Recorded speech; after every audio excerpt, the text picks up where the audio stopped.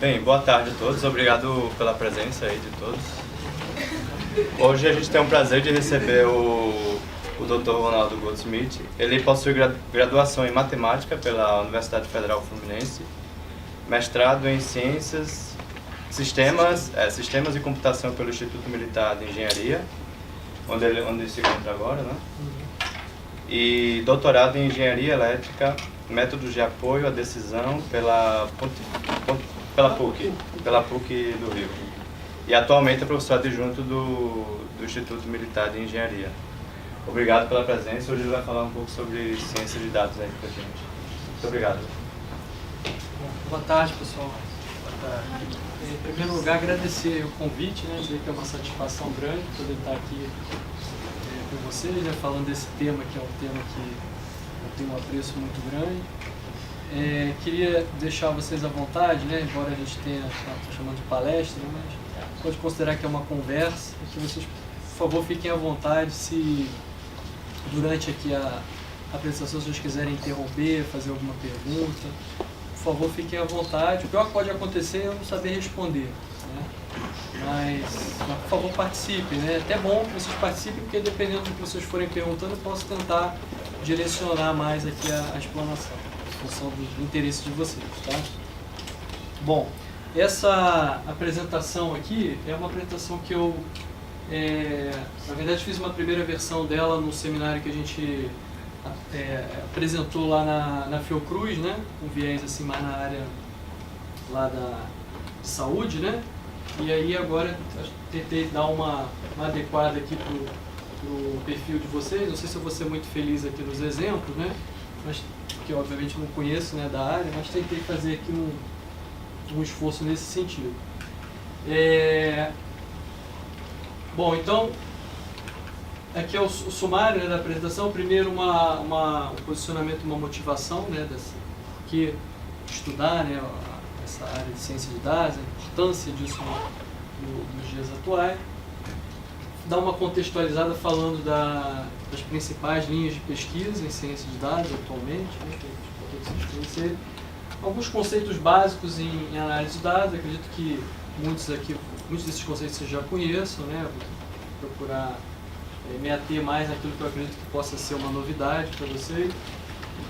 Falar de alguns exemplos de aplicação, né, desses modelos de apoio à decisão, né, construídos a partir da ciência de dados. Umas aplicações, os trabalhos que a gente está orientando lá no Instituto Militar de Engenharia, para tentar ilustrar um pouco essas aplicações, né. Depois a gente vai falar sobre alguns desafios, né, em pesquisa básica nessa área de ciência de dados. Tem pesquisa básica e pesquisa aplicada. Falar um pouquinho dos desafios da pesquisa básica e depois algumas considerações finais. Bom, com relação ao posicionamento e motivação, né, não é novidade para nenhum de nós aí o dilúvio de dados que a gente está recebendo, né, a cada dia aí, né, e com os avanços na área, né, da tecnologia da informação e comunicação, tem cada vez mais recursos, né, com capacidade para coletar dados, né, de diversas naturezas, em diversos contextos, né, e aí com isso o volume de dados, né, coletado tem crescido muito, de uma forma significativa, né, em várias áreas, né. Então, um destaque aqui, a gente fala da questão das redes sociais, né, que é uma produtora assim, intensa, né, massiva de dados, né, suas redes sociais. Aqui também a gente dá um destaque aqui para a tal da internet das coisas, né, onde você vai ter aí os dispositivos, né, os vários dispositivos conectados à internet, né, e aí ajudando então a aumentar ainda mais esse cenário de muitos dados coletados, né. Então, o cenário, obviamente, não só no meio acadêmico, mas também no mercado, né, em geral, no governo, né, de uma forma geral. A estimativa, né, é que em 2020 a gente vai ter em torno aí de 44 zettabytes de dados, né, que é um volume absurdo. Né, um zettabyte, não sabia, fui buscar saber, né, é 1 trilhão de gigabytes, quer dizer, muita coisa. E assusta mais ainda a gente saber que a taxa de crescimento dos dados, né, estima-se em torno de 40% ao ano na próxima década. Quer dizer, a gente vai aumentar aí metade, né, do que tem de dado a cada ano que passa, que realmente é assustador, né?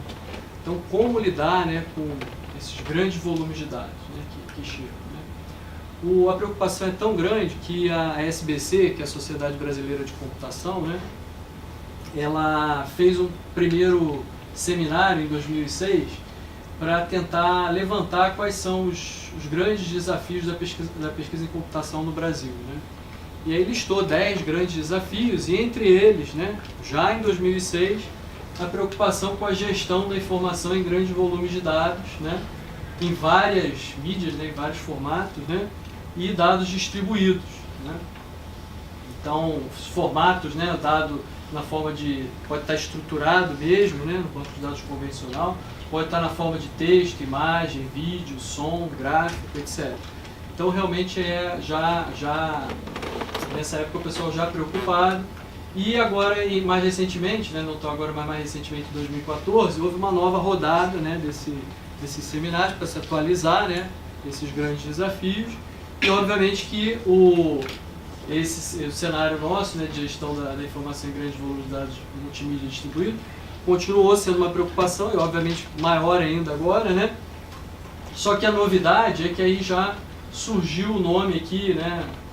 Então, cunhou o nome de ciência de dados, né? Obviamente isso não é uma invenção brasileira, né? Não é uma jabuticaba nossa, na verdade é uma denominação que existe a nível mundial, né? Data Science, né?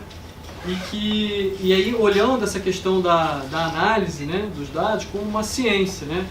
Daí o nome, né, ciência de dados, que é aqui a definição, né, que foi colocada lá no seminário,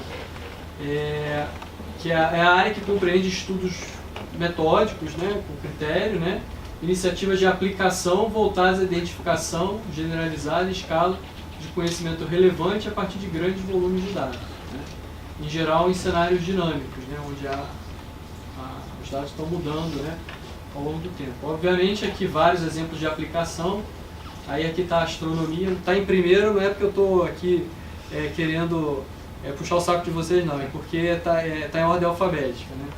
Então, mas assim, vocês vejam que são várias áreas, né? Qualquer área, na verdade, hoje em dia lida, né, com grandes volumes de dados, e aí a ciência de dados aparece aí como uma importante, né, iniciativa, né, para tentar se analisar esses dados. Aqui embaixo eu coloquei algumas terminologias comuns aí, né, que a gente ouve falar, né, mineração de dados, descoberta de conhecimento. Esses aqui foram os primeiros termos, as primeiras expressões usadas para denominar a ciência de dados, né. Lá na década de 90, 96 mais ou menos, teve a primeira conferência internacional em Data Mining, né, foi quando cunharam esses termos, né, de mineração de dados, descoberta de conhecimento. E esse outro aqui eu botei também, Big Data, porque também a gente escuta falar muito, né? Obviamente está tudo interligado, né? Eu costumo dizer que é como se fossem sinônimos de ciência de dados, né? A questão mais é que esses aqui são um pouco mais antigos, né? Onde nesse momento, nessa época que o pessoal não estava ainda olhando essa questão de analisar os dados como uma ciência, né? E agora tem o viés mais acadêmico, né? Científico, né? Assim, e aí daí o nome ciência de dados. E o Big Data eu considero que é uma terminologia assim, mais mercado, né? Aquele buzzword, né? Aquele negócio do mercado, né? Mas no fundo aí são as iniciativas, né? Para se tentar lidar com esse grande volume de dados, né? E obviamente quando eu falo lidar, não é só armazenar e recuperar esses dados, mas principalmente analisar e tentar extrair algum conhecimento útil a partir desses dados, né? A ciência de dados é uma ciência interdisciplinar, né? Aqui essa figurinha tenta ilustrar isso. Reúne conhecimentos, obviamente, da ciência da computação, mas também, obviamente, da matemática e estatística, porque em essência a gente fala de análise de dados, né? Então pega emprestado lá vários conhecimentos da estatística, da matemática, né? E uma terceira vertente aqui, né? Uma terceira domínio é o domínio da aplicação, né? Onde está sendo feito o estudo, né? Esse aqui é o elemento normalmente variável, né? Nas várias aplicações, né? O domínio, né? O cenário de onde a gente está falando. E, obviamente, a interseção desses conhecimentos todos aqui estaria a nossa disciplina, né? O nosso assunto de hoje, que é a ciência de dados, né? Tem alguns artigos que falam de outras grandes áreas aqui envolvidas, como por exemplo a área que estuda processos, né? Você entender processos, que de uma maneira geral a gente pode entender que o processo está relacionado, né? Quando você fala assim, eu vou analisar dados, então é um processo para se analisar. Então o conhecimento sobre como modelar, realizar processos é uma coisa que poderia ser considerada geral, que portanto poderia aparecer aqui como uma quarta área, né? Também tem alguns autores que defendem uma outra área que seria mais a parte do aspecto social, né? Para tentar olhar assim, as questões de conhecimento da sociedade de uma forma geral, que muitas vezes direcionam esse processo de busca, né? Esse processo de análise sobre os dados, né? Mas assim, eu apesar de já ter visto, né, esses outros, eu prefiro manter esse porque esse é mais clássico, né? E eu acho que traduz bem essa perspectiva que a gente precisa dar nesse primeiro momento, né? Do ponto de vista da computação, né, a ciência de dados também é interdisciplinar, né? A gente mexe com várias áreas lá da computação, né? Então, com destaque especial aqui para as áreas de inteligência artificial e aprendizado de máquina, né? Que são áreas que buscam justamente tentar aprender, né? Aprender a extrair conhecimento a partir dos dados. Então não por acaso, né? São áreas de destaque aqui, né? Mas obviamente aqui, a área de banco de dados também, que normalmente esses dados eles estão armazenados, né, de alguma forma, né? São recuperados, enfim, para serem tratados. Mas também, computação de alto desempenho, e grande volume de dados demanda plataformas computacionais mais poderosas, né? Os próprios sistemas de informação que coletam dados, né, para análise, para a parte de interface humano-máquina, né, porque também quando você está analisando dados, muitas vezes o ferramental que você tem para te permitir a análise pode ser decisivo na hora de você conseguir perceber que tem algum conhecimento novo ali embutido nos dados e que antes não era percebido, mas que com uma possível ajuda de uma ferramenta dessa de interface humano-máquina, você pode ter um acesso mais natural, né, àquele conhecimento. Obviamente, a matemática e a estatística, né, pega emprestado vários desses conhecimentos aqui, né, vocês sabem disso melhor até do que eu, e obviamente são coisas que não são jogadas fora, né, pelo contrário, são usadas na formulação dessa nova ciência, né.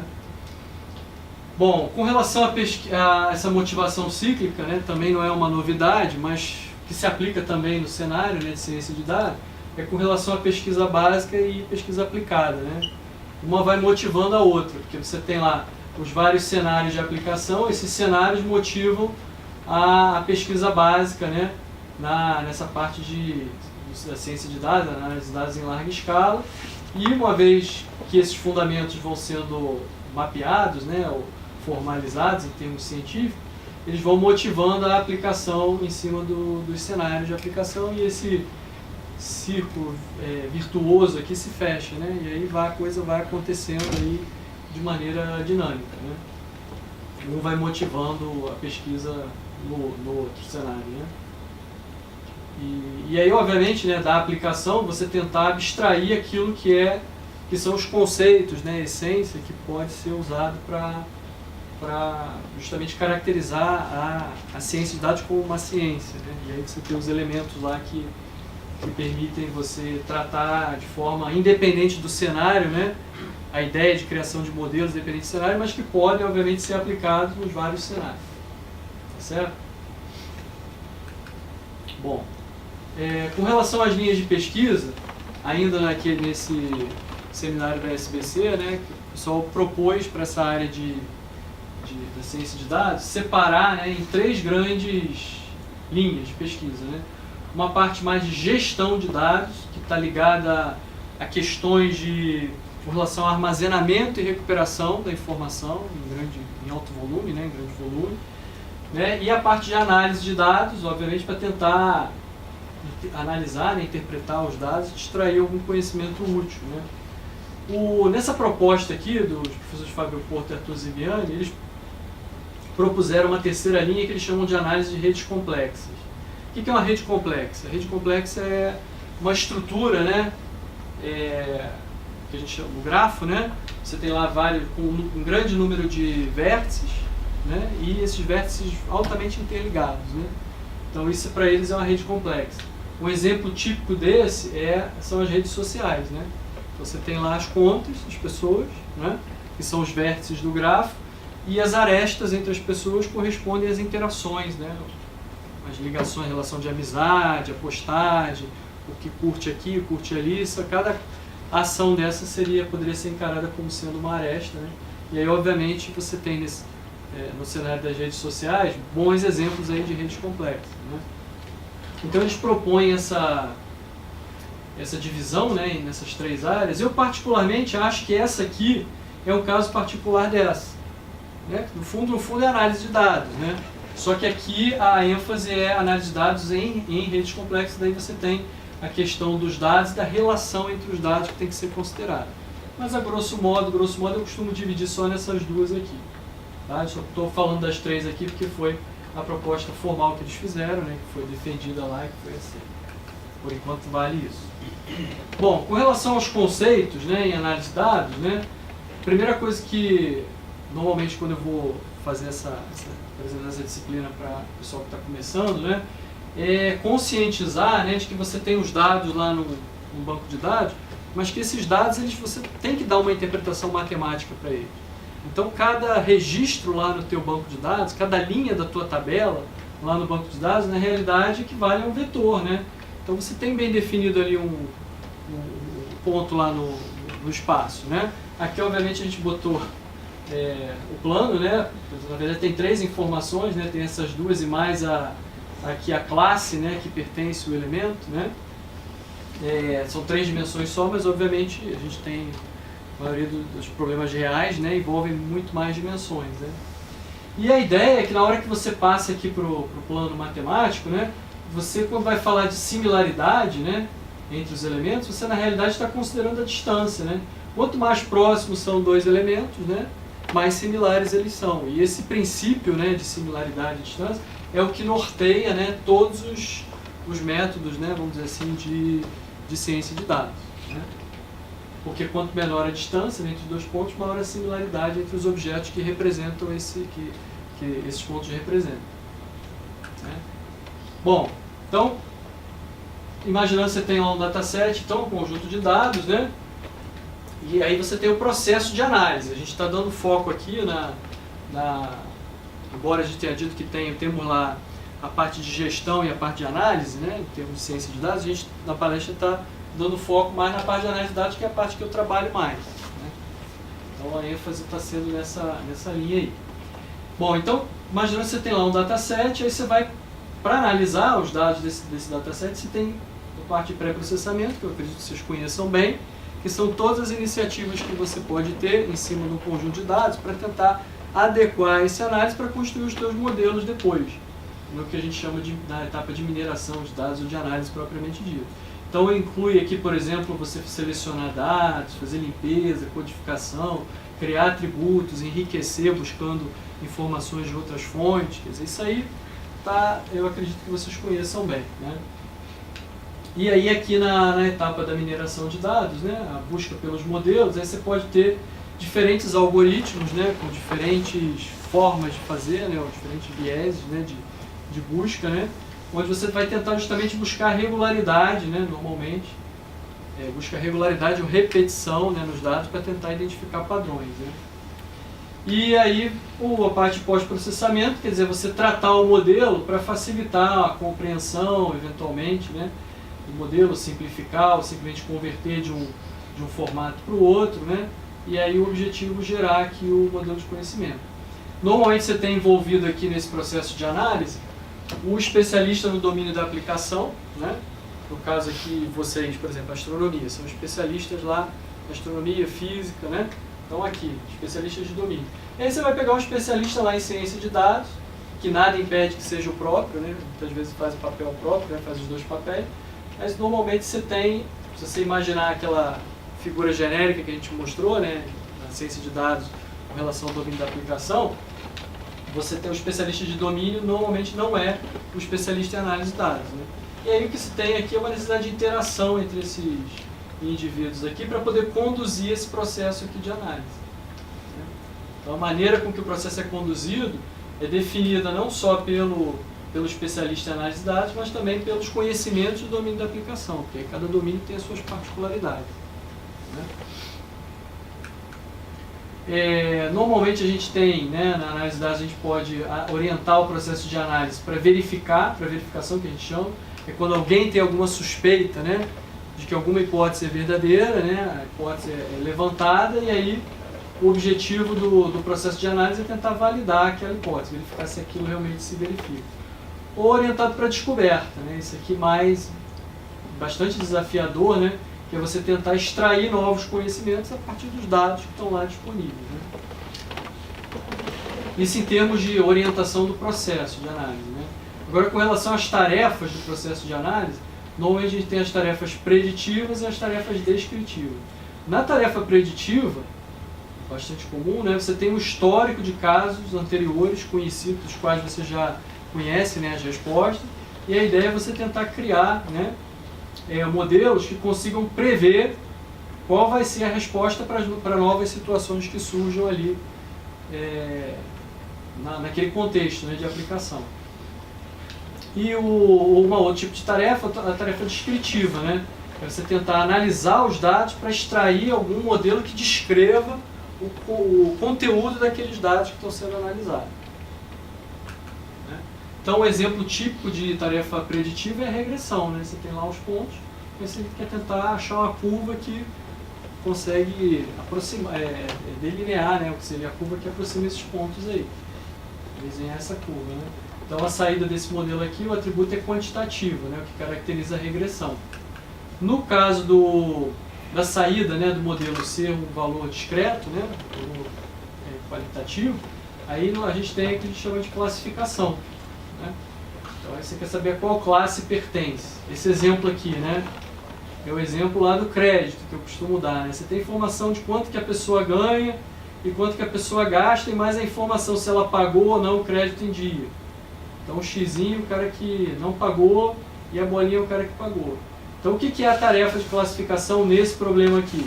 Onde eu tenho duas classes, né? Cliente que paga e cliente que não paga, é tentar identificar a maneira de separar esses dois conjuntos de clientes que pagam e que não pagam, separar as duas classes, né? Daí eu posso ter vários modelos, né? Posso ter várias hipóteses lá de separação, né? Essa daqui não tão boa, né? Com erros, obviamente, tolerância a erro. Essa daqui um pouquinho melhor, né? Tentando separar aí. E aí a mineração de dados, né? A análise é justamente tentar encontrar esses modelos que façam a separação, né, no caso da classificação, que é a separação das classes, da melhor forma possível. E que você consiga pegar esses modelos e aplicar em exemplos futuros. Chegou um ponto novo aqui, uma situação nova, e qual o lugar que ela está no hiperespaço. Né? E dependendo da posição onde ela está e da tua hipótese lá, do teu modelo, você vai dizer qual classe ela pertence.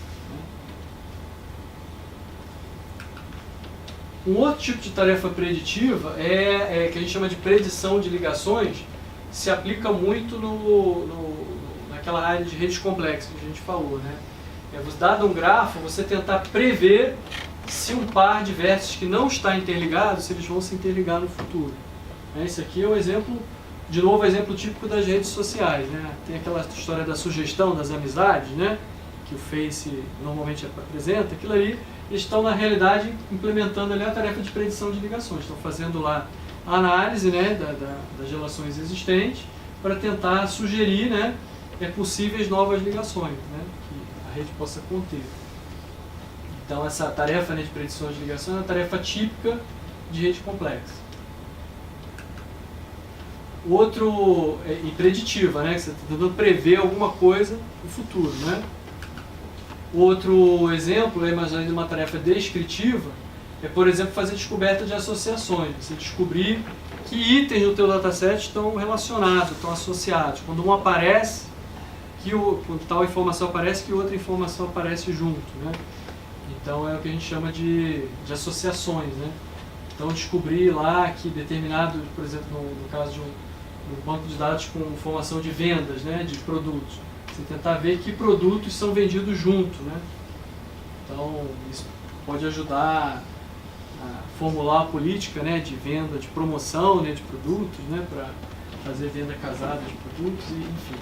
Tem até aquele exemplo clássico da fraude da cerveja, né, que eu acredito que todo mundo conhece esse exemplo. Quem é que conhece o exemplo da fraude da cerveja? Levanta o braço. Só um? Sério mesmo? Ou está todo mundo dormindo e ninguém está prestando atenção? E essa história da fraude da cerveja, rapidinho aqui, pedindo licença ao pessoal que já conhece, né, que já deve ter ouvido essa história várias vezes. Foi um estudo que eles fizeram lá no Walmart, né, de mercado lá, fizeram nos Estados Unidos, né, e descobriram que uma boa parte das pessoas que comprava fralda, comprava cerveja, né. Isso as compras assim em vésperas de finais de semana, onde ia ter algum jogo importante, que ia ser televisionado, né, o jogo de beisebol, que eles são aficionados, né, e aí lá nos Estados Unidos, como a maioria das compras é feita com cartão de crédito, eles têm condições de olhar quem é que fez cada compra. E aí acharam lá, fizeram análise, a descoberta de associação, e descobriram essa relação aqui de fralda com cerveja, que em princípio não tem nada a ver, né? O que tem a ver fralda com cerveja? E aí fizeram uma análise mais aprofundada e descobriram que na verdade é porque tinha uma boa parte dos pais que ia para o mercado, né, para comprar fralda para o filho, né, e acabava comprando a cerveja para quê? Para ficar tomando a cerveja enquanto assistia o jogo e olhava o filho no final de semana. Então é uma relação aí que não se conhecia, né? Eles acabaram descobrindo. Então, seguindo lá nas nossas tarefas descritivas, né? Uma tarefa bastante comum é a clusterização, onde você tenta agrupar os dados por similaridade. Aqui normalmente você não tem a classe, né? Você simplesmente quer ver a regularidade, que dados estão próximos, né? E aí você aplica lá, cria os modelos de clusterização, né? E aí não tem rótulo pré-definido. E essa tarefa é difícil, porque dependendo do aspecto que você olha, você pode ter agrupamentos totalmente diferentes, né? Então aqui nesse exemplo aqui, com esses objetos, se você agrupar pela forma, é de um jeito. Se você quiser agrupar pelo preenchimento, já dá outro agrupamento diferente do anterior, né? E se você quiser levar em conta as duas coisas, o preenchimento e a forma, aí você já tem um resultado de clusterização completamente diferente. Então essa não é uma tarefa trivial, as outras também não são, mas essa aqui em particular um desafio a mais aí, que é a escolha, né, qual é a maneira, né, de agrupar os dados. Um outro exemplo de tarefa descritiva é a sumarização. Você pegar lá um dataset, né, e tentar ver qual é o perfil dos clientes, por exemplo, que estão naquele dataset. Saber que nessa fatia aqui dos dados está prevalecendo, você tem uma prevalência, né, de clientes com idade entre 30 e 40 anos, com renda acima de 10 mil, que tem pós-graduação, etc, etc. Né? É uma tarefa possível. Normalmente essa tarefa aqui, ela é precedida pela clusterização, né? Você clusteriza primeiro, aí você tem os grupos, e aí depois dentro de cada grupo você vai fazer a descrição do conteúdo de cada grupo. E aí pode até criar um rótulo, né? E aí transforma um problema que não era de classificação num problema de classificação. Beleza? Outro exemplo de tarefa descritiva é a detecção de comunidades, também aplicada em grafo, né? O que é uma comunidade? A comunidade é um conjunto de vértices, é uma separação, na verdade, dos vértices em conjuntos, onde os vértices dentro de cada conjunto estão altamente interligados. Então isso é bastante útil para você enxergar assim, os grupos que interagem mais, né? E aí poder fazer análises especializadas para cada grupo. Então, só para a gente então, finalizar essa parte de conceitos, né? A ideia é você, a partir dos dados, né, você aplicar lá um algoritmo de aprendizado, onde você vai tentar descobrir, né, uma que a gente chama de hipótese, né, uma função que se aproxima da função real que está entrever a relação entre os dados. Essa aproximação. Aí os algoritmos de análise, cada um deles tem uma maneira de representar suas hipóteses, que a gente chama de viés, né, de representação. Então, por exemplo, se você for usar uma árvore de decisão, você tem alguma coisa assim, dessa forma, né? Então a busca a representação é dessa forma, né? E você pode representar na forma de árvore ou na forma de regra, né? Que tem uma vantagem, né? Você usar esse tipo de algoritmo aqui, você consegue interpretar o conhecimento que está lá nos dados, né? Que a gente falava aqui ainda há pouco, né? Você pega lá os teus dados, aplica uma técnica dessa, você consegue ver explicitamente qual é o conhecimento que está ali por trás. Coisa que você não consegue fazer se você treinar os teus dados a partir de uma rede neural, por exemplo. E na rede neural você vai abrir, o que você vai ver que está ali dentro, da caixa preta? Você vai abrir e você vai ver um conjunto de pesos, um monte de número lá, que não tem por si só um significado explícito, né? Então, são diferentes viés de representação, né? As redes neurais elas têm como se fosse uma política, né, para buscar pelas hipóteses, assim como as árvores de decisão têm outra política, cada um com seu viés de busca e viés de representação. Então, como é que o algoritmo percorre aquele espaço, o espaço de hipóteses, onde estão todas as hipóteses possíveis para um determinado conjunto, para tentar fazer a separação dos dados da melhor forma possível, né? Então são os diferentes vieses de representação. Aqui, ó, no caso de uma rede neural, né, na realidade o que está por trás ali acontecendo, você tem lá o dataset, aí você vai aplicar na rede, a cada camada da rede ela vai fazendo a separação dos dados segundo uma perspectiva e vai combinando com as camadas anteriores, né? E aí você com isso você vai montando lá a sua maneira de separar os dados. E as redes neurais elas normalmente têm um bom desempenho, né?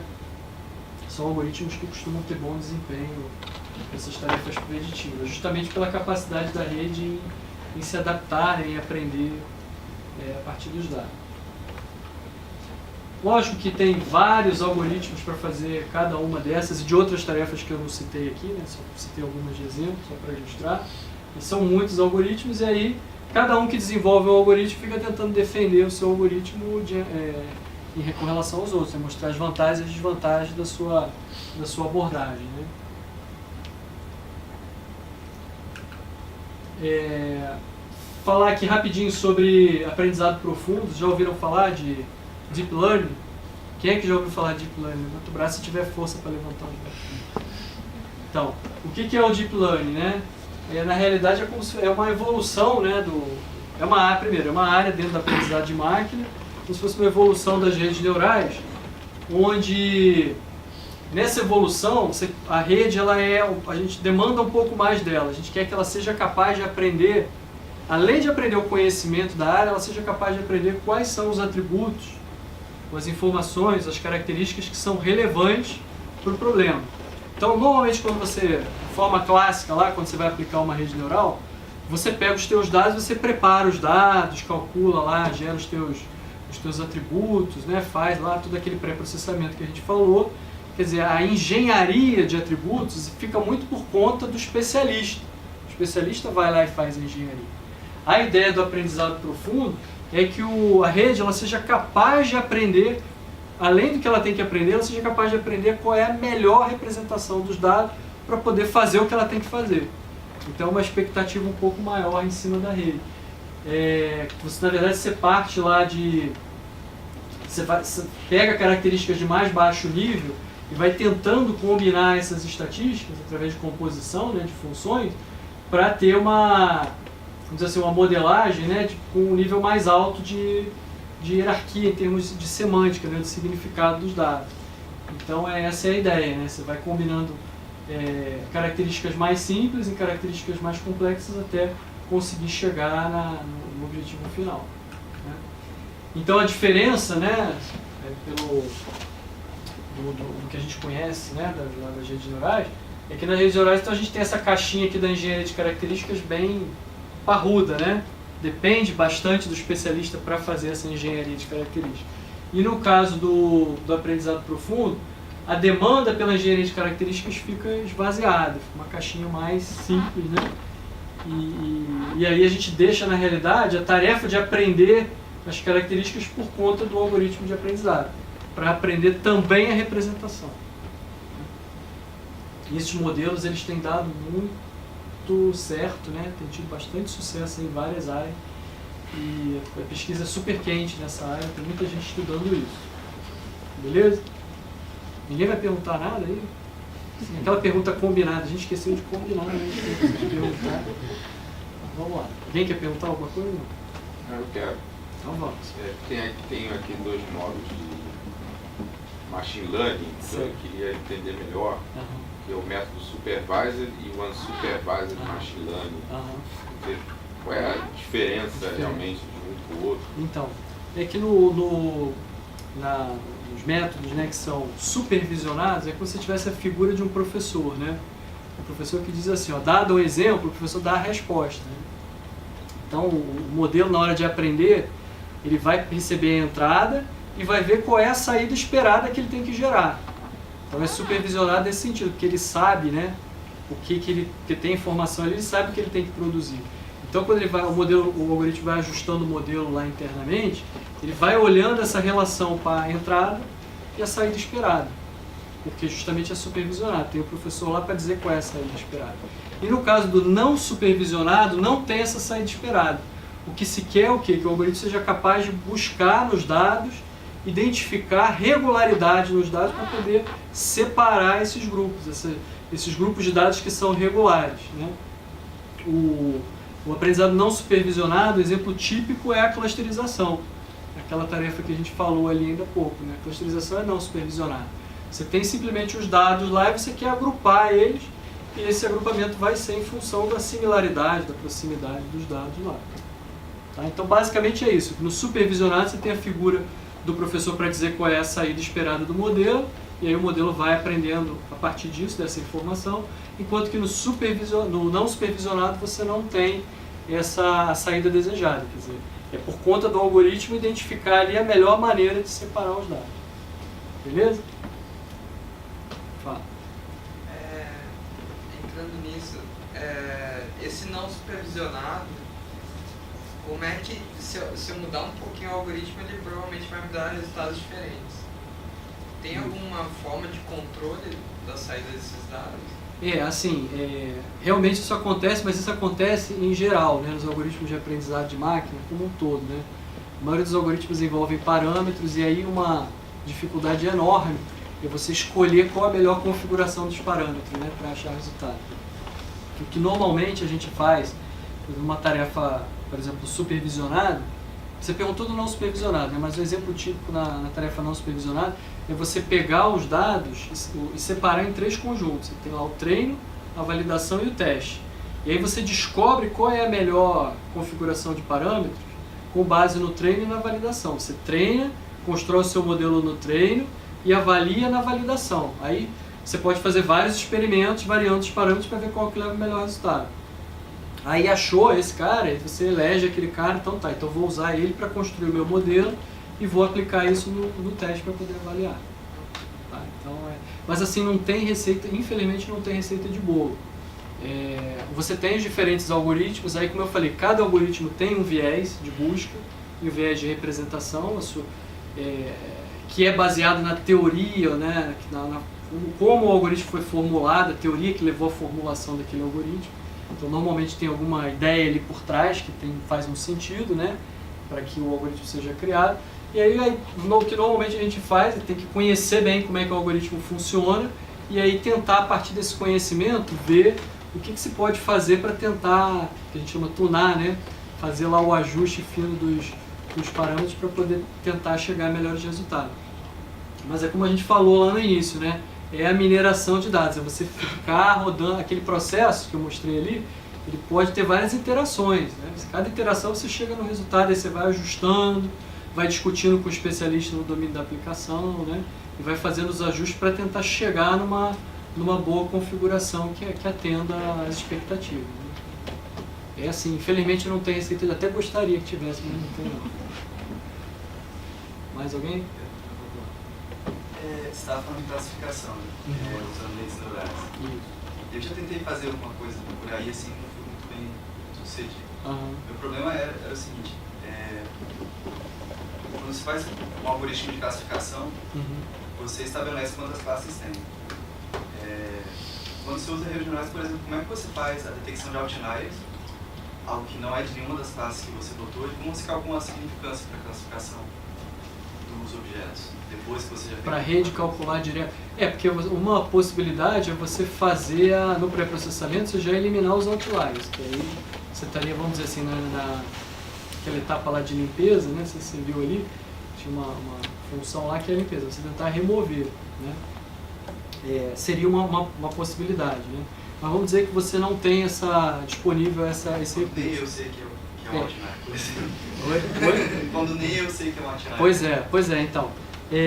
Mas assim, E aí você tá, e aquele caso ali, você quer um caso que você quer classificar ou ele já está classificado para a rede aprender?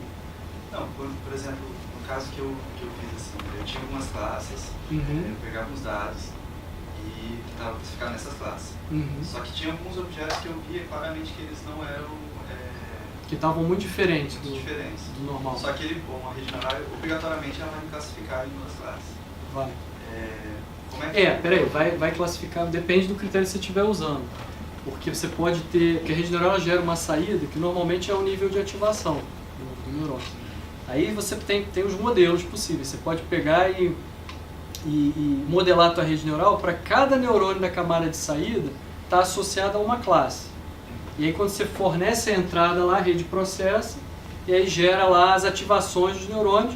O que normalmente se faz é pegar aquele neurônio, a classe associada ao neurônio que tem a maior ativação. Normalmente é isso. Só que às vezes o que acontece? A rede ela pode ficar na dúvida eventualmente. O que significa ela ficar na dúvida? Vai ter um neurônio lá que teve a maior ativação, mas você pode ter outros neurônios com ativação muito próxima. E aí a diferença entre as ativações é muito pequena. Aí o que normalmente a gente usa? A gente usa um threshold, né, para poder verificar se a diferença entre a primeira, a maior ativação e a segunda maior, se aquilo ali está acima de um limiar considerado aceitável. E esse limiar aí você tem que determinar a partir da experimentação. Então vamos dizer assim, um critério que você pode usar para poder, vamos dizer, ter mais segurança com relação às respostas da rede. Você pode confiar na resposta da rede nos casos em que realmente aquela diferença ficou acima do limiar que o especialista lá considera aceitável. Se ficar dentro daquele limiar ali, aí não, aí chama o especialista para analisar, né, o caso particular, né, e aí rotular corretamente. Porque isso também tem uma coisa, né, quando a gente fala dessas soluções, elas são soluções muitas vezes usadas para métodos de apoio à decisão.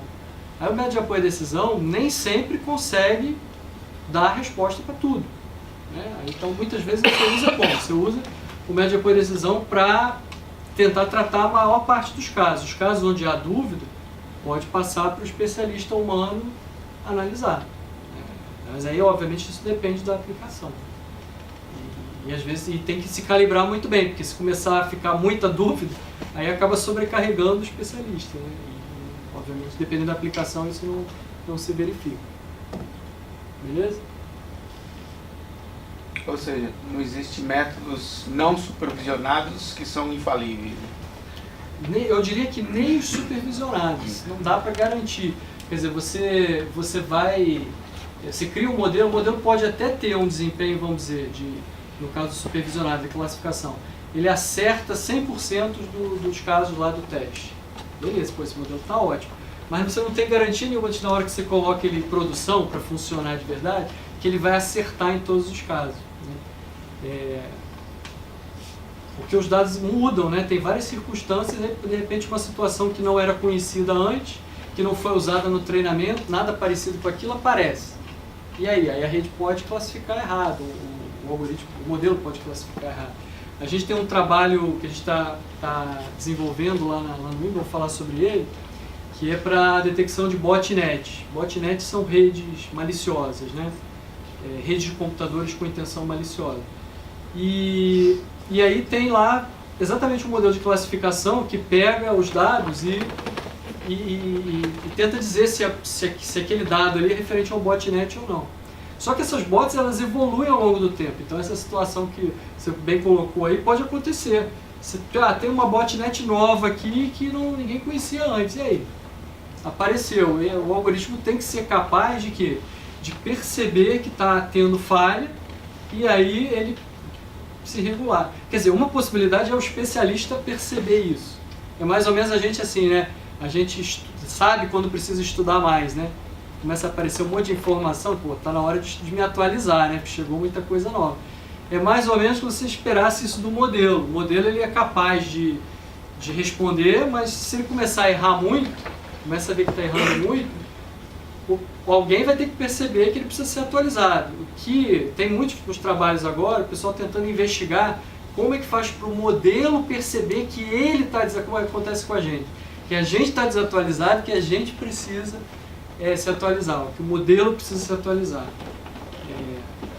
isso fosse assim uma autocorreção, né? O modelo fosse capaz de perceber que ele precisa estudar mais, digamos assim, e que precisa se adaptar a novas situações. Então, um trabalho que a gente está orientando, um trabalho de doutorado lá no trabalho de engenharia de defesa, é aplicado especificamente nessa área de detecção de botnets, mas é uma coisa que pode ser considerada em qualquer área, né? Está desatualizado, começa a errar muito a classificação, e como é que atualiza, né? Tem que perceber, né?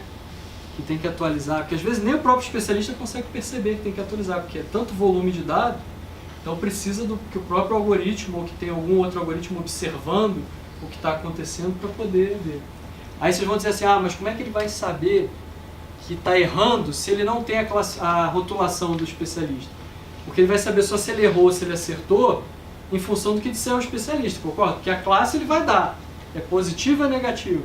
Mas como é que ele sabe se errou ou não? Aí precisa ter uma maneira de escolher os exemplos que o especialista vai rotular. Porque daí o especialista rotulando, em cima desse exemplo, pode ver se está começando a ter discordância.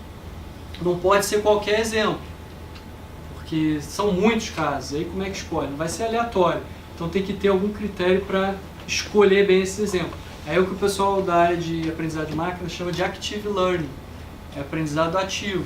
O aprendizado ativo tenta identificar esses casos de falha eventual do modelo para poder o modelo ser ajustado.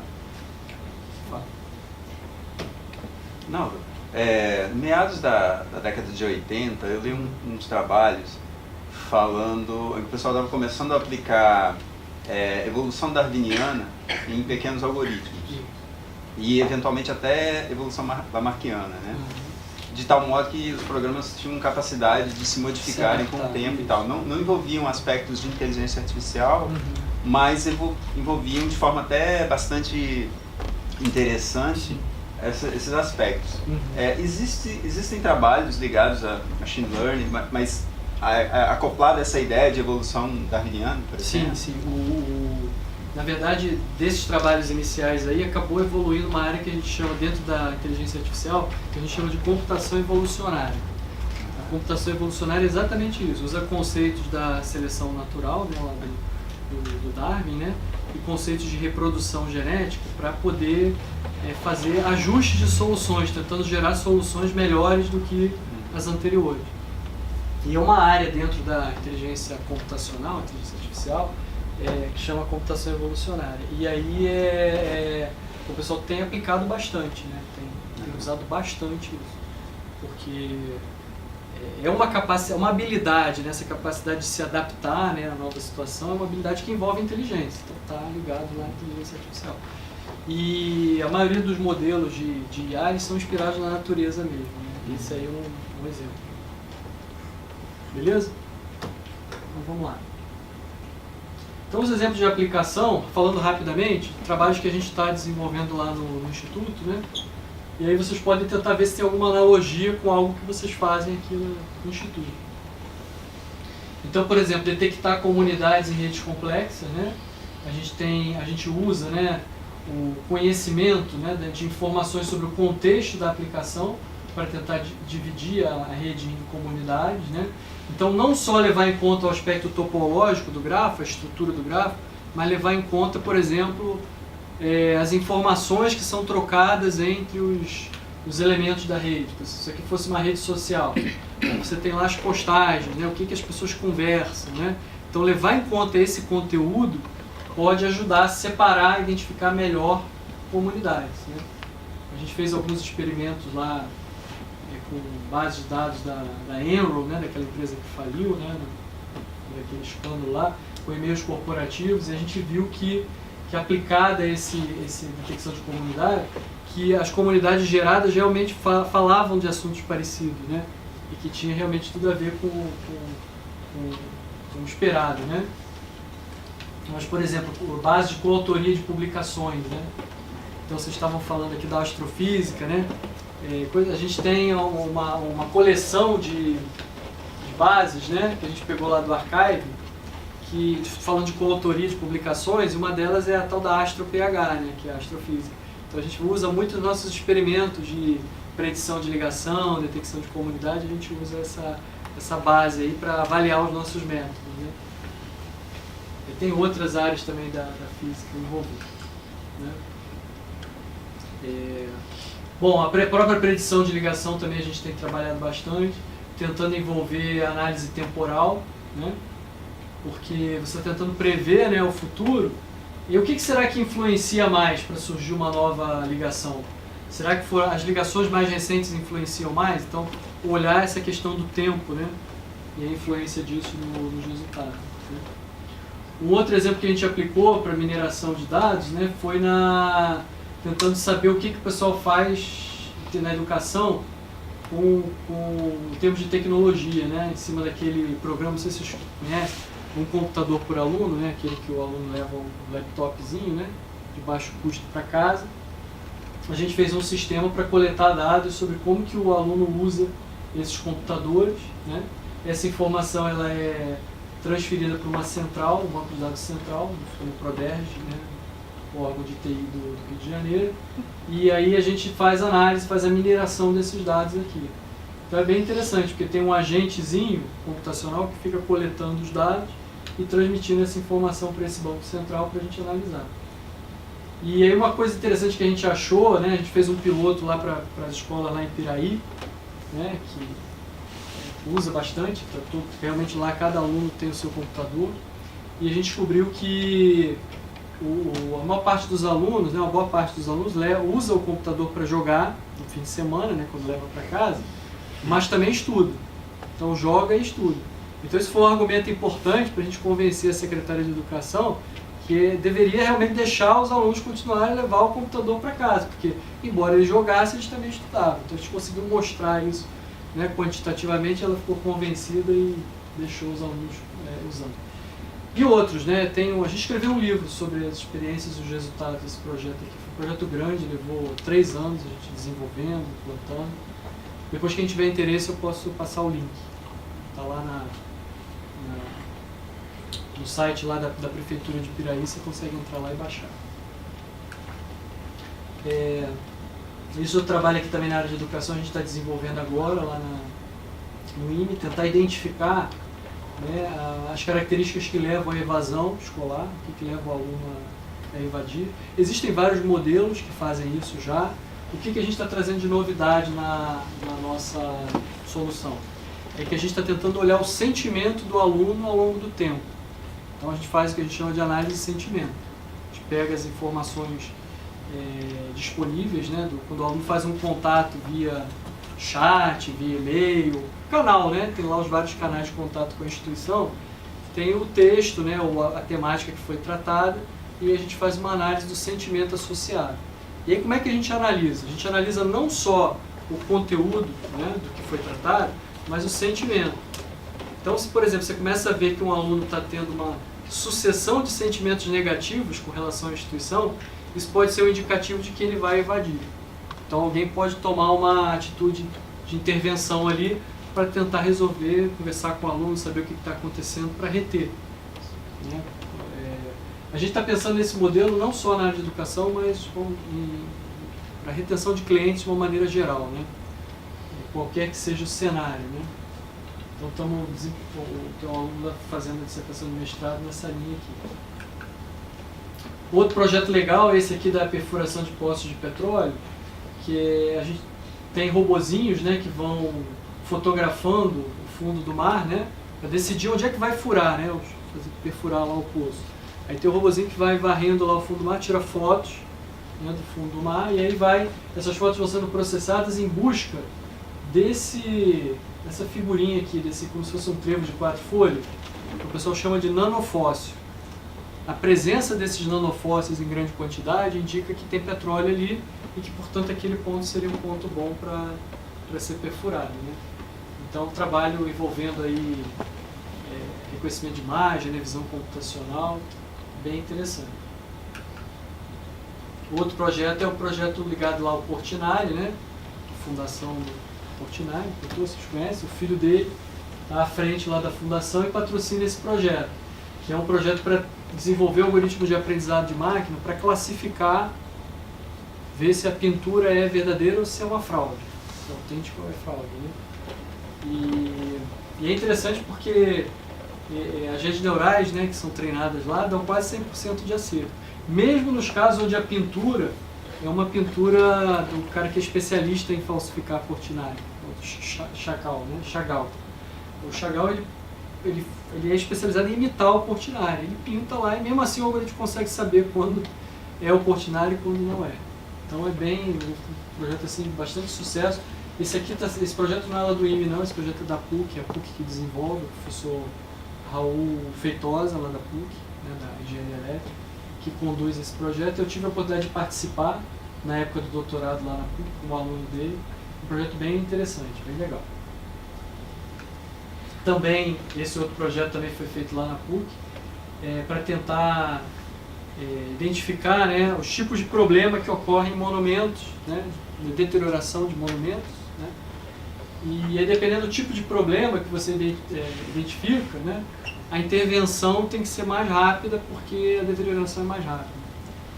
Isso foi aplicado no próprio projeto de parceria lá com a Itália, né, da PUC com a Universidade lá na Itália, porque lá na Europa vocês sabem que tem muito monumento, né? Então o pessoal é muito preocupado com a preservação, né, do patrimônio, e aí foi feito esse estudo. Então, quando a classe é essa daqui, né, a gente usou a rede neural para classificar a classe é essa, a intervenção tem que ser mais imediata porque a deterioração é mais rápida, enquanto na outra é mais lento o processo. Aí a gente usou os parâmetros de textura, né, da informação para poder fazer a classificação.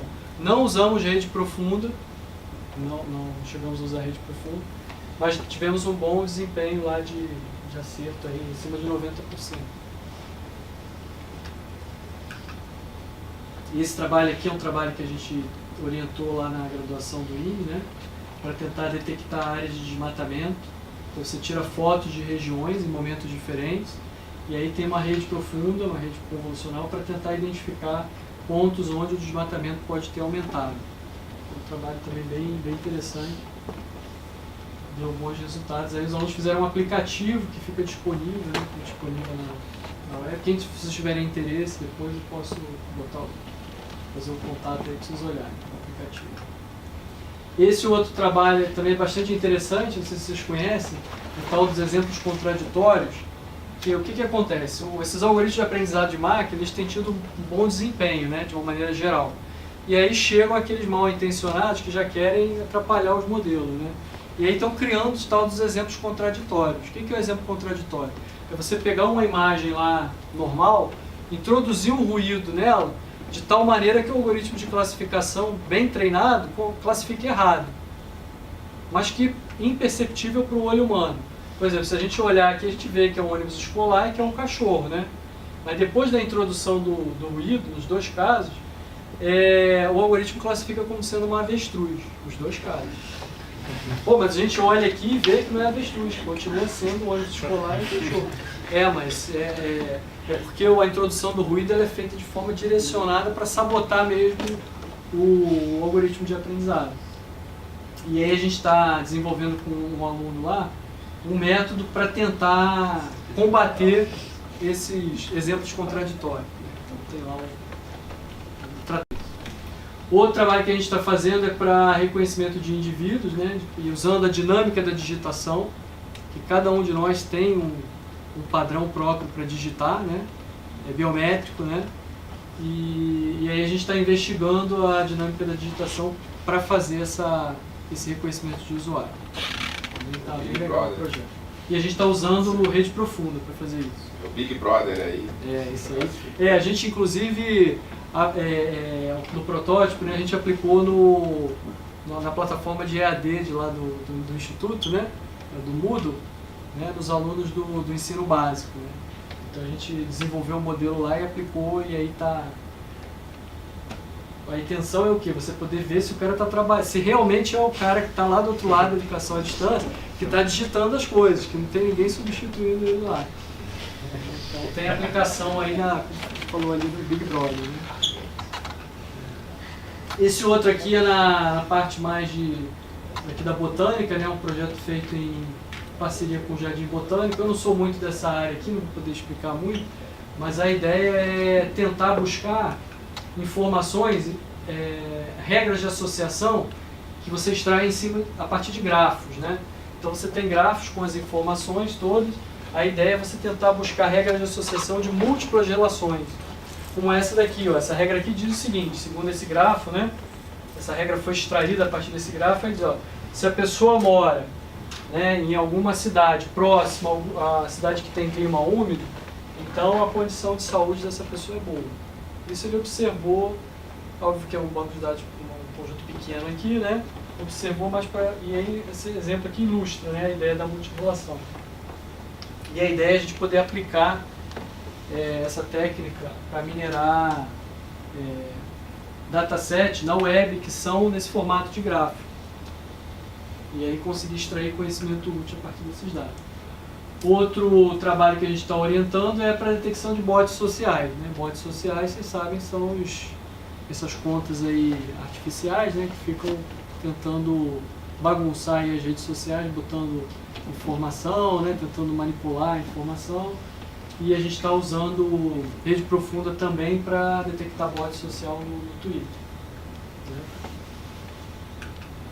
E esse trabalho a gente está começando, é um doutorado, está começando, a gente vai estar investigando como é que faz para detectar a tal das fake news em mídias sociais, está bastante na moda agora, né? E o que é fake news? Fake news é uma notícia falsa e que foi publicada de forma intencional. Porque notícia falsa, você tem várias ferramentas aí que detectam, né, quando é falso. Mas saber que foi publicada de forma intencional, não. Que é justamente o que caracteriza fake news. Inclusive tem legislação já sobre isso, dizendo que fake news é notícia falsa publicada de forma intencional, sabendo que era falso, né? Então a gente está investigando o que a gente teria que pegar de informações, né, na notícia, né, para poder avaliar e, uma vez classificada como fake news, o que a gente poderia fazer para tentar mitigar a propagação da notícia, né? Saber que uma notícia é falsa e tentar dar alguma contramedida ali para poder avisar as pessoas, né, de que é uma notícia falsa. Bom, alguns desafios, né, da pesquisa básica, né, só para a gente ir caminhando aqui para fechar, né, a gente tem a questão da análise de dados em larga escala, né, como é que faz para a gente tratar, né? Então, uma possibilidade é você tentar otimizar os métodos existentes, né? Outra é você tentar trabalhar com soluções que lidam com paralelismo de distribuição, né? Criar algoritmos, versões paralelas distribuídas para esses algoritmos de mineração. Outro desafio é você lidar com dado heterogêneo, né? Dados nesses vários formatos aqui. Como é que faz para lidar com isso? Aí o pessoal chama de multimídia data mining, né? Que você tem data mining para o dado estruturado, text mining, que é o mining para o texto, e tem o que o pessoal chama de multimídia data mining, que você tem várias modalidades, né, vários formatos possíveis, como é que analisa essas coisas, né? A alta dimensionalidade de dados, que é um número grande de atributos, né, para tratar. Acredito que vocês tenham, certamente nos trabalhos de problemas de vocês, tenham que lidar com essa maldição, né, da alta dimensionalidade, que o pessoal chama. Lidar com incerteza dos dados, né, quando o dado está incompleto, ou ele está impreciso, né, ou tem alguma inconsistência. Como é que faz para o algoritmo lidar com isso, né? Se não for possível fazer a limpeza antes, que nem a gente comentou, né? Como é que faz para lidar com incerteza? É um desafio para a pesquisa, né? Como é que faz para... como é que a gente pode melhorar aquele processo de análise de dados que a gente mostrou ali? Será que eu consigo construir uma ferramenta, por exemplo, que vai fazer o papel do especialista em KDD e vai interagir com o especialista de domínio da aplicação para ajudar a encontrar conhecimentos úteis, né? É um desafio. Outro desafio é esse aprendizado online, né? Quer dizer, o modelo ir se adaptando às modificações, né, que nós falamos há pouco aqui, né? Como é que pode fazer para o modelo ir aprendendo na medida em que os dados vão chegando, né? Justamente para poder evoluir, né, a partir dos dados. Bom, então só para a gente finalizar, né? Essa aqui seria uma taxonomia para as atividades dentro da ciência de dados, né? Você tem uma formação nessa área, você poderia, a princípio, pode trabalhar com pesquisa e desenvolvimento, né, com viés científico, criando novos algoritmos, novas soluções, né, para aplicar, né? Você pode trabalhar aplicando os recursos, né, com viés assim, mais tecnológico, né, ou pode trabalhar pegando o resultado desses algoritmos e aplicando de alguma maneira. Né? Então seriam 3 grandes vertentes aí de atuação profissional, né, do cientista de dados. Né? O grande desafio é que precisa de pessoal técnico para essa área, porque é uma área que está crescendo, né, muito. Então a gente precisa de gente para trabalhar nisso, mas é um desafio por quê? Porque você não consegue formar esse profissional com estalar de dedos, não é rápido. Você precisa que a pessoa aprenda os conceitos, pratique, vivencie várias experiências até estar em condições de poder encarar os desafios profissionais. Então, realmente a formação não é rápida, né? E aí uma questão que o Fábio Porto e o Arthur Zivieri levantam é se a gente não deveria incorporar nas disciplinas, né, nos nossos cursos de graduação e pós-graduação, disciplinas de ciência de dados, uma vez que praticamente todas as áreas, né, vou dizer todas as áreas, usam, de alguma maneira analisam dados, né, de alguma forma. Então, poderia se pensar nisso. E, bom, temas relacionados a essas áreas aqui tem vários, né? A parte de workflow científico, acredito que possa interessar a vocês, porque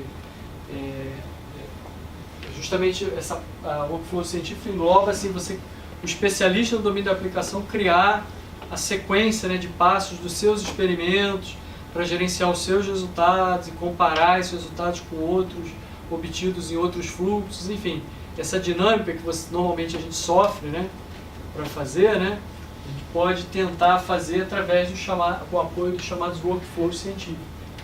Tem ferramentas para ajudar nesse processo de experimentação, de gerência dos dados, né, que são gerados, comparação de resultados, etc, etc. A proveniência também é bastante importante, né? A gente saber de onde é que vem o dado. Posso confiar no dado? De onde é que ele vem? Quem produziu? Essa é uma questão cada vez mais importante, né? Com muita informação disponível, né, na web, será que a fonte é confiável? E aí, nesse cenário, né, de informação na internet, o vocabulário, né, você lidar com vocabulários específicos, né, ser capaz de processar vocabulários específicos, também é uma providência importante na análise de dados, né, porque cada cenário tem um conjunto, um vocabulário específico, e aí até que ponto esse vocabulário pode ser considerado, né, nessas análises. E a própria web de dados, né, porque muito dado hoje público, né, publicado na web, como é que pode-se explorar essa web de dados, fazer mineração nesse cenário. Mas são temas que estão relacionados com ciência de dados. Tem várias referências. Esse livro aqui, não sei se vocês conhecem, eu recomendo, não tenho participação nenhuma, tá? Não ganho nada com a recomendação, é só porque realmente esse livro é muito bom. Inteligência Artificial, uma abordagem de aprendizado de máquina, da Cati Facelli e companhia. São vários pesquisadores, né? O João Gama, português, o Antônio Carlos Ponce de Leon, também lá da USP. São pesquisadores de renome, eles se reuniram e fizeram um livro muito bom. Quem está querendo aprofundar na área, vale a pena estudar por esse livro aí, que ele realmente é muito bom. Tá? E mais outros aí, eu vou deixar a apresentação com vocês, depois vocês podem ver, né? Então, basicamente é isso. Espero que tenha conseguido ser útil aí a palestra. Obrigado.